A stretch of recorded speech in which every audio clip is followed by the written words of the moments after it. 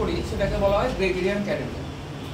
এছাড়াও অনেক রকম ক্যালেন্ডার আছে, খিচড়ি বছর হয়, শকাব্দ হয়, বাংলা ক্যালেন্ডার সব কিছু হয়।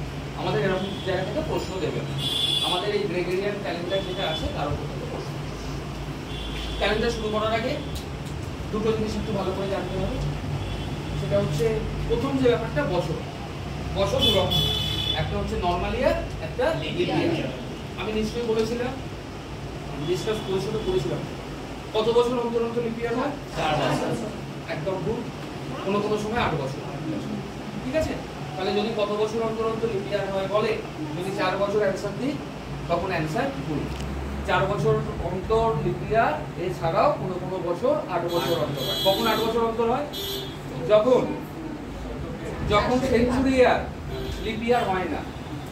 লিপ ইয়ার কিভাবে বের করি? কোনো বছর লিপ ইয়ার কিনা কি করে দেখবো?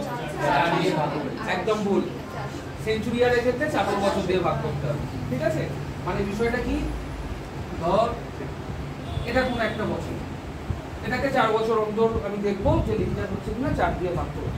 কিন্তু বছরটা যদি 1900 হয় বা 2000 হয়, সেটা 4 দিয়ে ভাগ করে কিন্তু দেখবো না। এটাকে আমার সেঞ্চুরি ইয়ার। সেঞ্চুরি কেন? দুটো জিরো থাকলেই সেঞ্চুরি। ঠিক আছে, তাহলে এটাকে কিন্তু 400 দিয়ে ভাগ করতে হবে। তাহলে 1900-কে যদি 400 দিয়ে ভাগ করি, ভাগ আমার মিলবে না, তাই তো? ভাগ না মিললে লিপ ইয়ার নয়। তাহলে এর আগে লিপ ইয়ার বছর কখন ছিল? 1896। তারপর কখন হচ্ছিল? 1904। তাহলে 4 বছর ছাড়া লিপ ইয়ার পেলাম? কোনো সময় 8 বছর হবে। What is the maximum gap between two successive leap year? এবছর সিএইচএসএল এর কোন একটা শিফটে প্রশ্ন দিয়েছিল, 8 বছর। অ্যান্সার কিন্তু 8 বছর।